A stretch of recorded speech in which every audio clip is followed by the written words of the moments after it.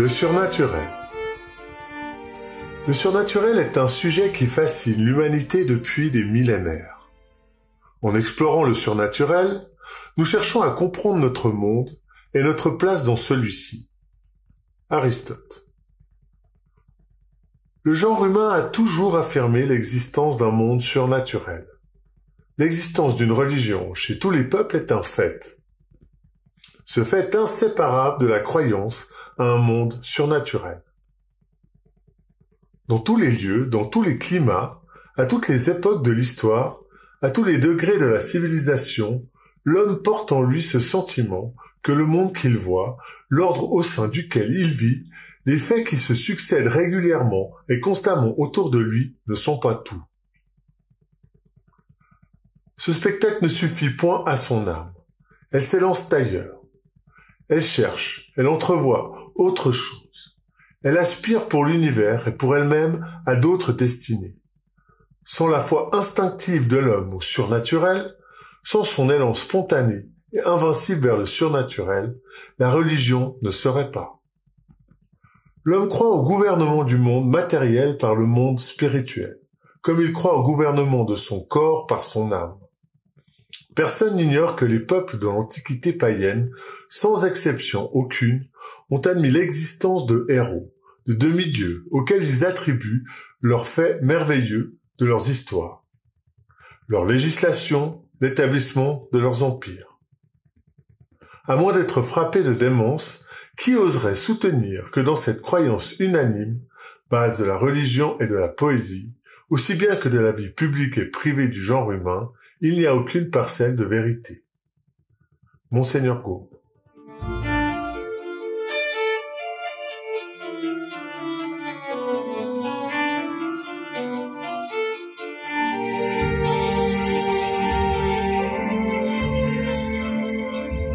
Le bien et le mal. Le dualisme n'est dans le monde inférieur que parce qu'il est dans le monde supérieur. Dans le monde des faits que parce qu'il est dans le monde des causes. La division et la guerre ont donc éclaté dans le ciel avant de descendre sur la terre. Monseigneur Gaume. Deux esprits opposés se disputent l'empire du monde, et l'histoire n'est que le récit de leur lutte éternelle. Les Étrusques, ainsi que les Celtes, parlent d'une guerre entre les divinités de l'ombre et les divinités de la lumière. Chez les Grecs anciens, il s'agit d'une guerre des titans contre les dieux olympiens. Chez les hindous, la guerre entre dieux contre les démons est appelée la guerre du Mahabharata. Chez les nordiques, la guerre des dieux contre les géants de glace. Chez les zoroastriens, la guerre entre Ahura, Mazda et Ahriman. Chez les aztèques, la guerre entre les dieux Quetzalcóatl et Tezcatlipoca. Chez les mayas, la guerre entre les dieux de la mort et les dieux de la vie. Chez les Perses, la guerre entre Mitra et Tiamat. Chez les Japonais, la guerre entre Amaterasu et Susanoo. Chez les Sumériens, la guerre entre Nergal et Ninurta, etc. Ces récits peuvent avoir des variations selon les différentes régions et époques, mais ils partagent tous une similarité dans leur thème de guerre dans les cieux entre des forces surnaturelles. Nous touchons au grand problème du monde. Grand parce qu'il fut le commencement de tous les autres. Grand par le nombre et la puissance des combattants. Ce combat ne fut pas une lutte matérielle, mais surnaturelle, incomparable aux batailles qui se livrent sur la terre. Monseigneur Gaume.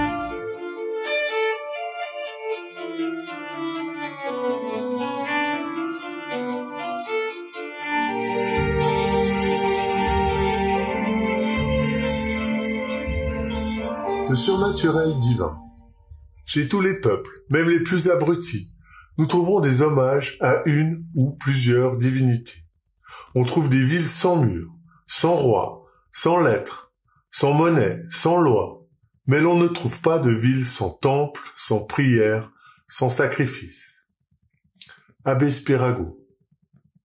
Et tout d'abord, c'est l'ordre merveilleux de la voûte céleste qui fait conclure à cet ordonnateur. Quand un vaisseau cingle avec assurance vers le port, nous ne doutons pas qu'il ne soit dirigé par un habile pilote, et de l'ordre éclatant de l'univers, nous concluons à sa direction par une sagesse infinie.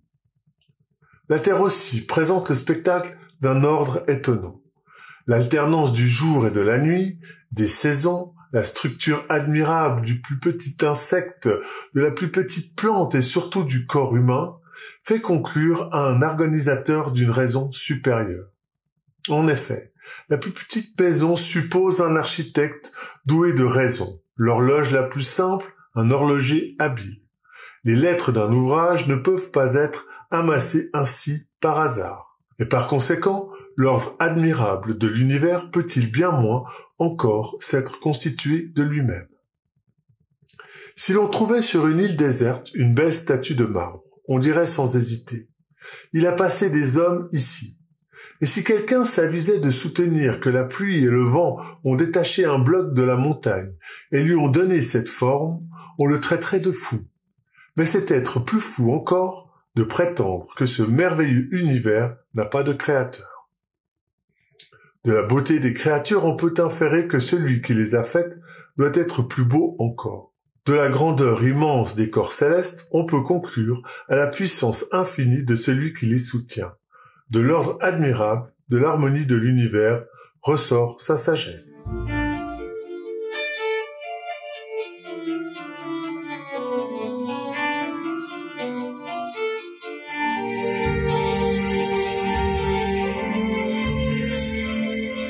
L'esprit divin.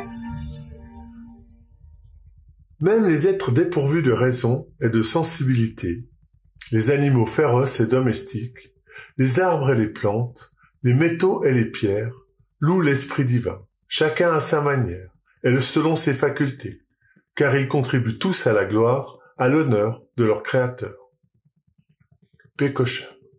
Les magnificences des cieux, les richesses de la terre, l'immensité de l'océan, les mugissements des vagues, les roulements du tonnerre, l'harmonie merveilleuse qui règne dans toutes les parties de l'univers, redisent avec une éloquence inéligible à tous l'existence, la sagesse et la puissance de Dieu, créateur et conservateur de tout ce qui est. Il en est l'âme et la vie. En circulant dans toutes les parties de ce grand corps, comme le sang circule dans nos veines et la lumière dans l'air, son amour l'inspire. Sa sagesse le régit, sa beauté l'embellit, sa puissance le protège. Il est vie, il est force, il est douceur, il est purificateur, il est le lien universel.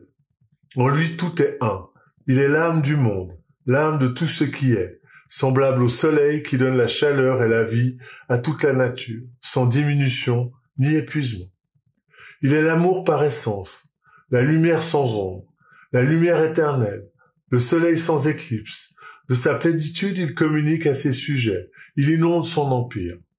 En y participant, ses sujets deviennent tout ce qu'il y a de plus grand parmi les hommes. Ils deviennent des rois. Au lieu d'être dominés, ils dominent. Au lieu d'être asservis à la matière, aux créatures, aux sens, aux passions, aux anges rebelles, ils les tiennent enchaînés à leurs pieds.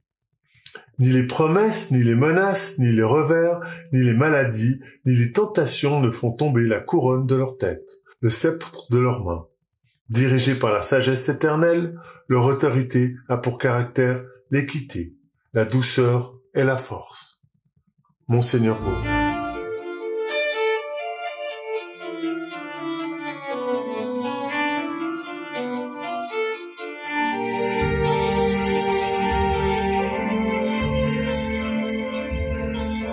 Le surnaturel maléfique. Le genre humain ne croit pas seulement à l'existence d'un monde surnaturel. Il croit encore à l'action libre et permanente, immédiate et réelle de ses habitants sur le monde inférieur. Monseigneur Cour. Rien ne prouve mieux la présence d'esprits infernaux que la manière dont s'accomplit le meurtre abominable de tout ce que l'homme a de plus cher. Chez les Sumériens, les Carthaginois, les Phéniciens, les Aztèques, les Incas, les Grecs, les Romains, les Mayas, les Égyptiens anciens, les Hindous, les Aborigènes, les Babyloniens, les Perses en Chine, dans l'Océanie et chez certaines peuplades mahométaines de l'Afrique orientale et beaucoup d'autres, l'homme a pratiqué le sacrifice humain. Ces horreurs se commettent au nom de dieux maléfiques qui ordonnent aux parents de porter leurs propres enfants au couteau du sacrificateur et de le jeter vivant dans les bras d'une statue incandescente. Osiris, Isis, Horus, Baal, Moloch, Viracocha, Minos, le dragon de toutes les théogonies, l'Ahriman des Perses, le typhon des Égyptiens, le python des Grecs, l'antique serpent des Hébreux, la vouivre, la tarasque, la gargouille, la grande bête du Moyen-Âge, le Baphomet des Templiers, l'idole barbue des alchimistes, le dieu obscène de Méndès, le bouc du sabbat. Sous tous ces dons, et bien d'autres, les esprits maléfiques demandent des hommages, et ils les obtiennent. Les démons établissent une foule de communications directes et palpables. Par 1000 moyens, qu'eux-mêmes indiquent, ils se font adorer comme des dieux, respecter comme des maîtres, chérir comme des bienfaiteurs, consulter comme des protecteurs, appeler comme des médecins, recevoir comme des amis, traiter comme des êtres inoffensifs. Monseigneur.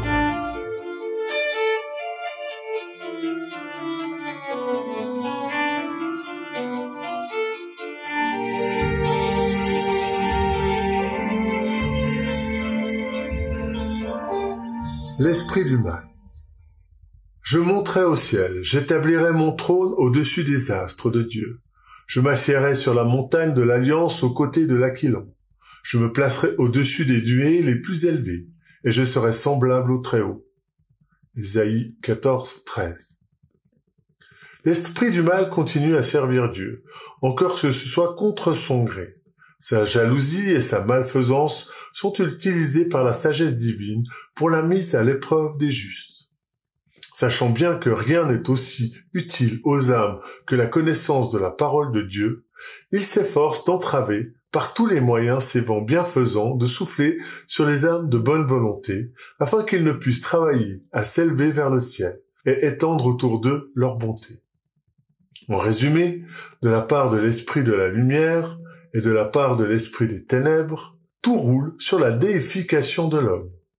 Le premier veut l'opérer par l'humilité, le second par l'orgueil. Inutile d'ajouter que la première déification est la vérité, la seconde une contrefaçon, que l'une rend l'homme vraiment fils de Dieu, image vivante de ses perfections, héritier de son royaume, compagnon de sa gloire, et l'autre fils de Satan, complice de sa révolte et compagnon de son supplice. Tuer le corps ne lui suffit pas. C'est à l'âme principalement que veut le grand homicide. Son existence n'est qu'une chasse aux âmes. Et quel carnage il en fait. Des millions de chasseurs et des millions de bourreaux sont à ses ordres. Partout leurs pièges, partout leurs victimes, la terre est couverte des uns, l'enfer rempli des autres. Monseigneur Combe.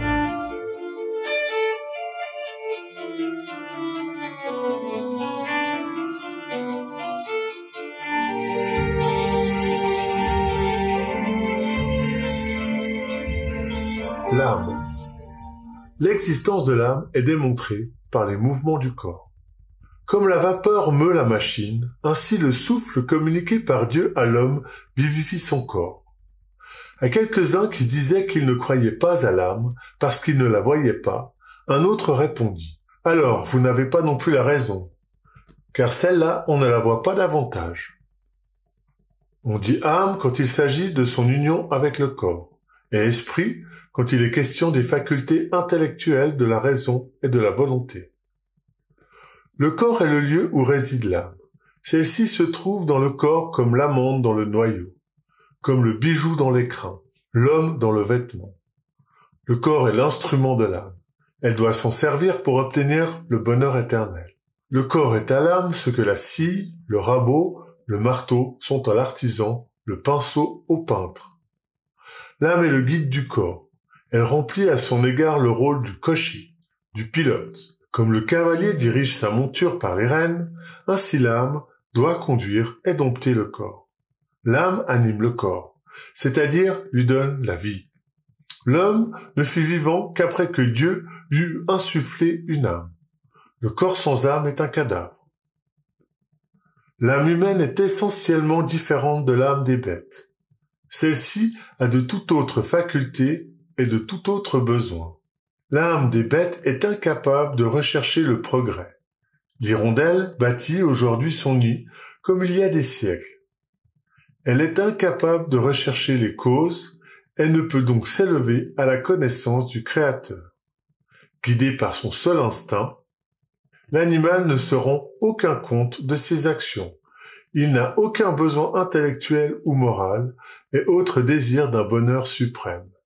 Il est parfaitement satisfait de ses jouissances corporelles. L'âme animale ne peut donc être de même nature que l'âme humaine. L'abbé Spirago.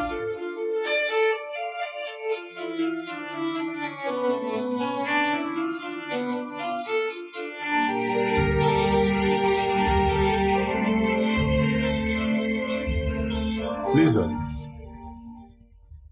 Les biens de ce monde seul, richesse, honneur, plaisir, ne peuvent nous rendre heureux, car ils ne peuvent rassasier notre âme.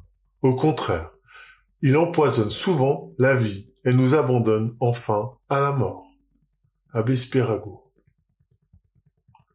L'homme n'est pas créé uniquement pour la vie terrestre, mais surtout pour celle qui suit la mort. Il en résulte qu'il n'est qu'un voyageur, un étranger ici-bas.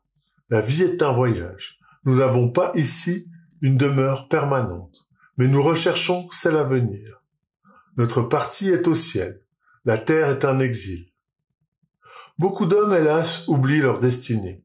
Ils ne songent qu'aux choses présentes et éphémères, à l'argent, à la fortune, aux dignités.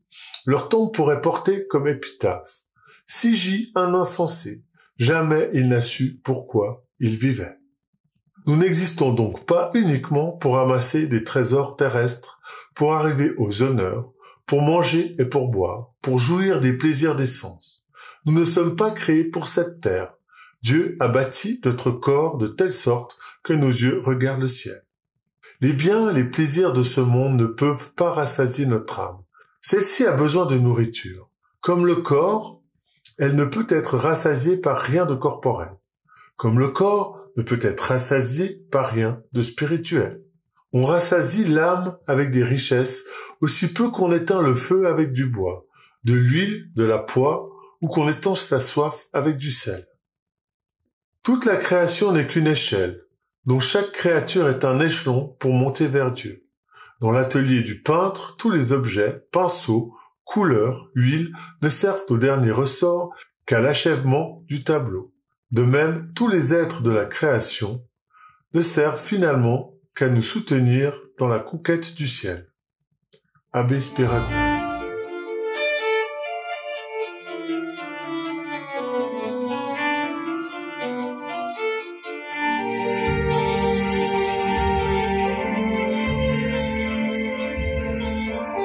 La conscience. Dieu a imprimé dans l'âme de chaque homme la loi naturelle qui donne les règles fondamentales des actions humaines. Abbé Spirago.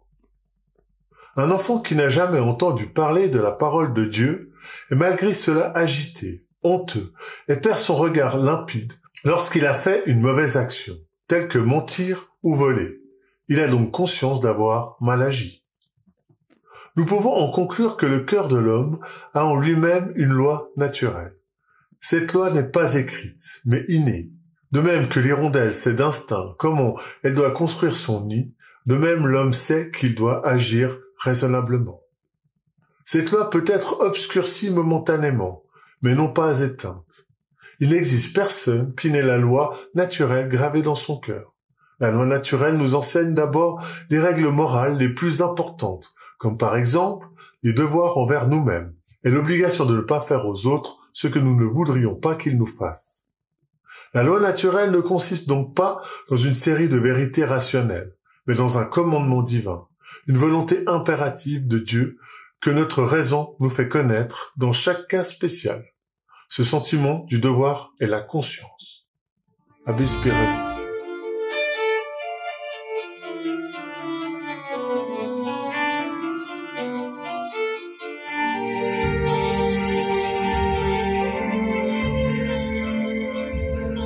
Les anges. Les anges président à toutes choses, à la terre, à l'eau, à l'air, au feu, c'est-à-dire aux principaux éléments. Et suivant cet ordre, ils parviennent à tous les animaux, à tous les germes, et jusqu'aux astres du firmament. Origène. Les anges ne sont qu'esprits. Les hommes sont un composé d'un esprit et d'un corps. Mais les anges peuvent emprunter des formes corporelles. Les anges sont supérieurs aux hommes, car ils ont une intelligence plus haute et des forces plus étendues. Les anges l'emportent en perfection sur tous les êtres créés, sauf sur la Sainte Vierge Marie et notre Seigneur Jésus-Christ. Le nombre des anges surpasse celui de tous les êtres corporels, donc aussi celui de tous les hommes passés et à venir. Ils sont plus nombreux que les étoiles du firmament, que les grains de sable de l'océan, que les feuilles des arbres. Pour connaître, les anges n'ont besoin ni de chercher, ni de raisonner, ni de composer, ni de diviser. Ils se regardent et ils voient. Leur entendement est comme un miroir parfaitement pur, dans lequel se réfléchissent et s'impriment sans ombre, sans augmentation ni diminution, les rayons du soleil de vérité. Autre est l'entendement de l'homme. C'est un miroir imparfait, semé de taches plus ou moins épaisses et plus ou moins nombreuses, qui ne disparaissent qu'en partie sous l'effort laborieux et sans cesse renouvelé de l'étude et du raisonnement.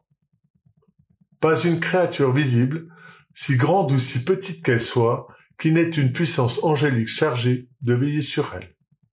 Monseigneur.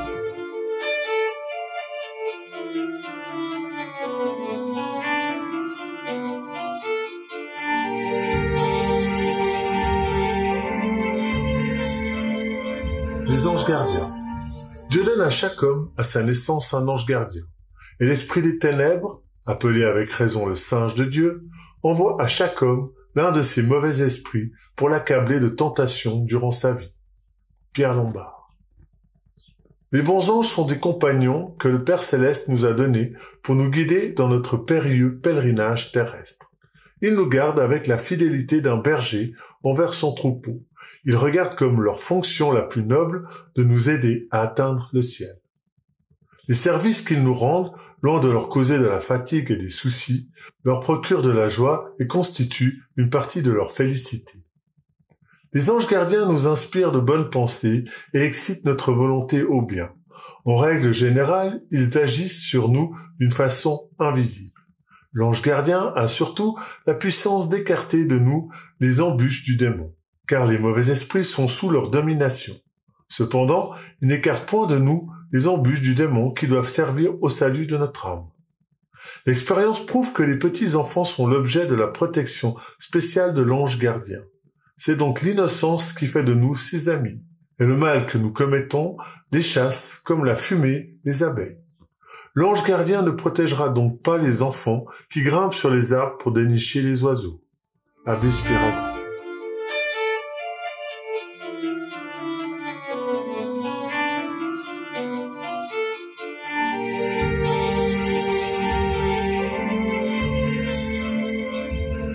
Les mauvais esprits. De même que l'esprit de vérité a toujours porté les hommes à s'unir aux bons anges, ainsi l'esprit d'erreur les porte toujours à s'unir aux démons. Saint Augustin. Pour se faire adorer comme Dieu, les esprits mauvais se déguisent sous tous les masques, jouent tous les rôles, empruntent tous les noms. Tantôt sous le nom de fluide nerveux, de fluide magnétique, de fluide spectral, le démon se donne pour un agent purement naturel. Tantôt, il s'appelle seconde vue, et n'est qu'une simple faculté de l'âme. Ici, il se fait passer pour un bon ange et donne de pieux conseils. Ailleurs, c'est un esprit badin, qui plaisante, qui ricane, qui veut être traité comme un jouet ou comme un vain épouvantail. D'autres fois, il devient l'âme d'un mort, admiré ou chéri, et il usurpe la confiance. L'astrologie, la géomancie, la chiromancie, la nécromancie, les sortilèges, les augures, les hospices, la divination, les pactes avec les démons, dans le but de connaître l'avenir ou de satisfaire les passions, les charmes, les oracles ou évocations des esprits, obtiennent de lui la connaissance des choses cachées. Il faut ajouter la pyromancie, la pédomancie, l'ornithomancie, l'oniromancie, ou l'oracle par les songes, magie, possession, sorcellerie, le magnétisme, le somnambulisme artificiel et autres pratiques spirites exercées sans scrupule et sans frayeur par une multitude de personnes dans l'Ancien et dans le Nouveau Monde, ne sont autre chose qu'un acheminement au culte des démons. Pas un peuple qui n'ait admis l'action malfaisante des puissances spirituelles sur les créatures et sur l'homme. Les témoignages authentiques de cette croyance se révèlent à chaque page de l'histoire religieuse, politique et domestique de l'humanité. L'histoire nous montre partout les hommes, anciens et modernes, recourant à cette hiérarchie démoniaque. Monseigneur Gou.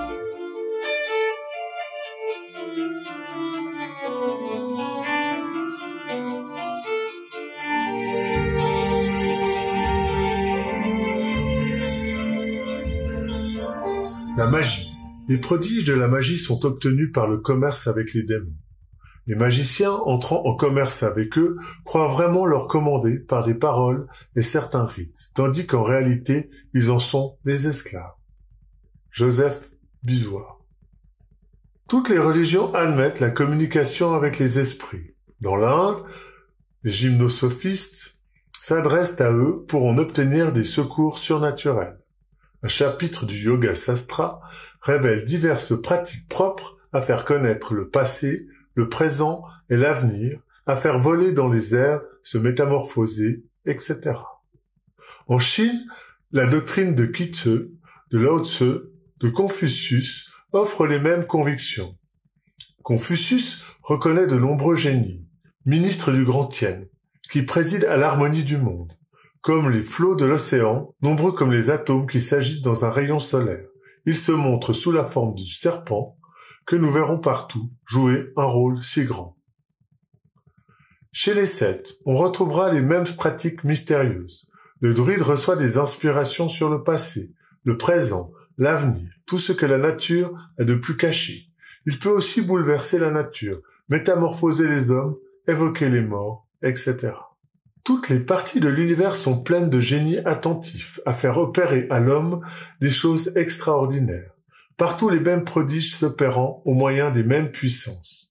Soit qu'on se transporte en Chaldée, en Égypte, en Perse, en Phénicie, chez les Grecs, chez les Romains, et jusque parmi les peuplades les plus sauvages. Il serait dangereux et absurde de nier, dans leur ensemble, l'authenticité des manifestations démoniaques, car la négation du surnaturel satanique conduit à la négation du surnaturel divin.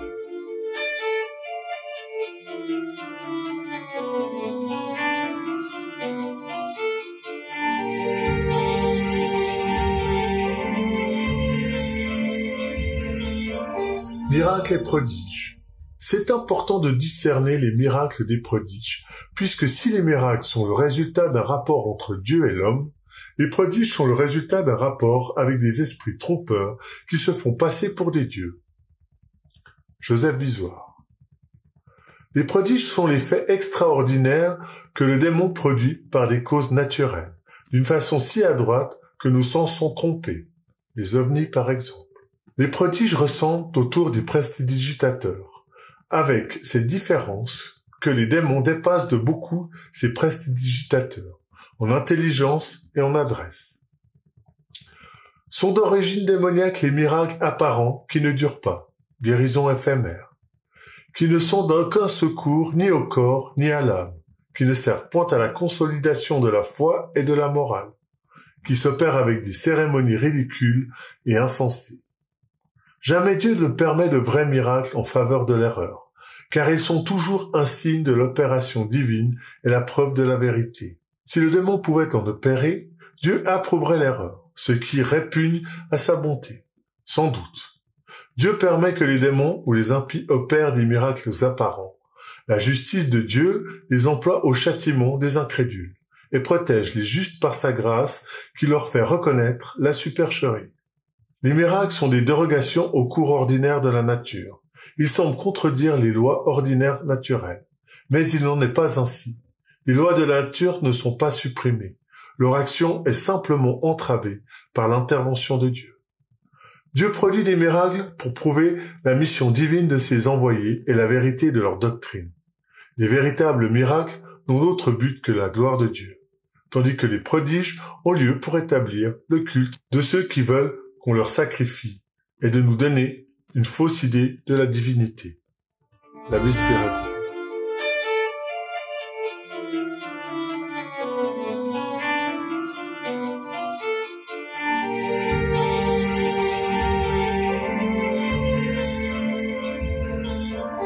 La cité du mal. Deux amours ont battu deux cités. L'amour de soi jusqu'au mépris de Dieu, la cité de la terre. L'amour de Dieu jusqu'au mépris de soi, la cité de Dieu. Saint Augustin. L'esprit des ténèbres, de haine et de malice commande à une armée d'esprits pervers, sans cesse occupés à faire de l'homme le complice de leur révolte, pour en faire le compagnon de leur supplice. La cité du mal, on la nomme ainsi, parce que son fondateur et son roi, c'est l'esprit du mal. Ses gouverneurs, les démons. Ses citoyens, tous les hommes qui travaillent à leur prétendue déification, conformément aux règles données par l'esprit des ténèbres. Cette cité est le désordre universel. Elle est le désordre parce qu'elle se prend elle-même pour règle, sans tenir compte de la volonté de Dieu. Elle est le désordre parce que, brisant dans sa pensée les rapports entre le fini et l'infini, entre le présent et l'avenir, elle se concentre dans les limites du temps, dont les jouissances forment l'unique objet de ses aspirations et de ses angéliques, composés des démons et des méchants de tous les pays et de tous les siècles, toujours en fièvre de liberté et toujours esclaves, toujours cherchant le bonheur et toujours malheureuse. Monseigneur Beau.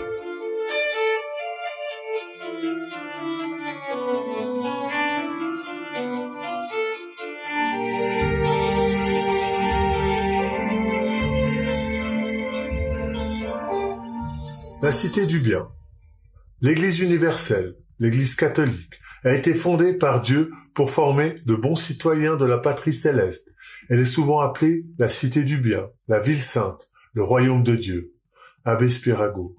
L'Esprit divin, l'Esprit de Dieu, Esprit de lumière, d'amour et de sainteté, ayant à ses ordres des légions d'anges pour prendre soin des âmes de bonne volonté. Les deux cités, l'une s'appelle la cité du bien. La raison en est que son fondateur et son roi, c'est l'esprit du bien. Ses gouverneurs et ses gardiens, les bons anges. Ses citoyens, tous les hommes qui travaillent à leur déification, conformément au plan tracé par Dieu lui-même. Cette cité est l'ordre universel. Elle est l'ordre, parce qu'elle prend pour règle de ses volontés la volonté même de Dieu, ordre souverain. Elle est l'ordre, parce que sa pensée coordonnant le fini à l'infini, le présent à l'avenir, elle tend à l'éternité, objet de tous ses efforts et de toutes ses aspirations. Elle est l'ordre universel, parce que dans cette cité, tout est à sa place, Dieu en haut et l'homme en bas. La cité du bien est le soleil de l'humanité. Partout où elle règne, brille la lumière et s'épanouit la vie. Partout où elle s'éteint, les ténèbres et la mort. Le jour où elle cessera d'éclairer les nations, ce sera pour le monde le crépuscule du dernier soir. L'Église universelle, l'Église catholique, est la dernière et l'organe du bien. Ce que la parole est à la pensée, l'âme au corps, l'Église universelle, l'Église catholique, l'est au genre humain. Uni à l'âme, le corps vit, séparé, il meurt. Ce qui est vrai de l'individu est vrai de la famille, de la nation, de l'humanité elle-même. Monseigneur Beau.